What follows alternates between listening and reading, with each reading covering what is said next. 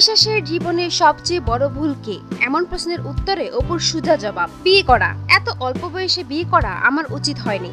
আর একটু ভেবেচিন্তে জেনে বুঝে তবেই বিয়ে করা উচিত ছিল। সরকার সবার জন্য বিয়ের বয়স নির্ধারণ করে দিয়েছে। এখন বুঝি এর একটা কারণ আছে। বয়সের সঙ্গে সঙ্গে চিন্তা ভাবনা সবকিছুরই একটা পূর্ণতা আসে। এমনই কথা বললেন চিত্রনায়িকা অপু বিশ্বাস। বিয়ে করা নাকি শাকিব খানকে বিয়ে করা, ভুল কোনটা? তবে এই প্রশ্নের কোনো জবাব দেননি অপু। হঠাৎ ছেলে আব্রামকে নিয়ে মিডিয়ার সামনে আসা এবং শাকিব খানকে নিজের স্বামী বলে ঘোষণা করা, এর পেছনে অন্য কোনো কারণ ছিল কিনা জানতে চাইলে অপু বলেন, শাকিব খানের মাথায় ছিল আরো কিছুদিন তার স্ত্রী ও ছেলেকে সবার কাছ থেকে আড়ালে রাখবে, কিন্তু আমি তা চাইনি। সেপ্টেম্বর মাসে আমার ছেলের বয়স 1 বছর হবে। 2 দিন আগে ঈদ হলো, সবাই আমাকে আমার ছেলের কথা জিজ্ঞেস করছে, ঈদে ও কি করছে এসব নিয়ে লেখা হচ্ছে। এটা কিন্তু ওর জন্য দোয়া, এই দোয়া থেকে আমি ওকে কেন বঞ্চিত করব?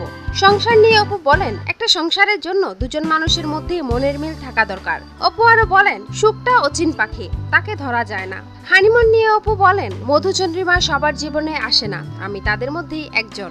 শাকিব খান বরাবর অভিযোগ করেছেন যে তার স্ত্রী অপু একটা চক্রের সঙ্গে মিলিত হয়ে তার ক্ষতি করছে।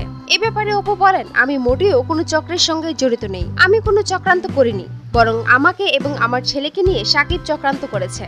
সেপ্টেম্বরে আব্রামের জন্মদিন, এই দিনটা কিভাবে উদযাপন করবেন শাকিব খান ও অপু বিশ্বাস দম্পতি? অপু বলেন, আমার আসলে পরিকল্পনা করে কিছু করা হয় না, যা কিছু হয়েছে হুট করে হয়েছে। আর শাকিব নিজের কাজ নিয়ে যা ব্যস্ত, এখনই কিছু বলতে পারছি না। অপু জানালেন, ঈদের দিন শাকিব ছবির কাজে লন্ডনে ছিলেন, কিন্তু ছেলে আব্রামকে সঙ্গে নিয়ে শাকিব খানের বাসায় যান অপু।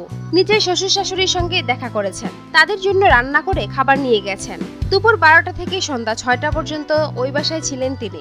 এরপর ননদের বাসায় যান। স্বামী শাকিবের ব্যাপারে অপু আরো বলেন, ও এখনো সাংসারিক হতে পারেনি, ভয়াবহ ব্যস্ত, আর সংসারের জন্য সবাইকে স্যাক্রিফাইস করতে হয়। অপু বলেন, আমিও তো স্যাক্রিফাইস করছি। সুপ্রিয় দর্শক, বিনোদন জগতের আরো নিত্য নতুন খবর জানতে আমাদের চ্যানেলটি সাবস্ক্রাইব করতে ভুলবেন না। লাইক, কমেন্ট, শেয়ার করে আমাদের সঙ্গেই থাকুন। ধন্যবাদ।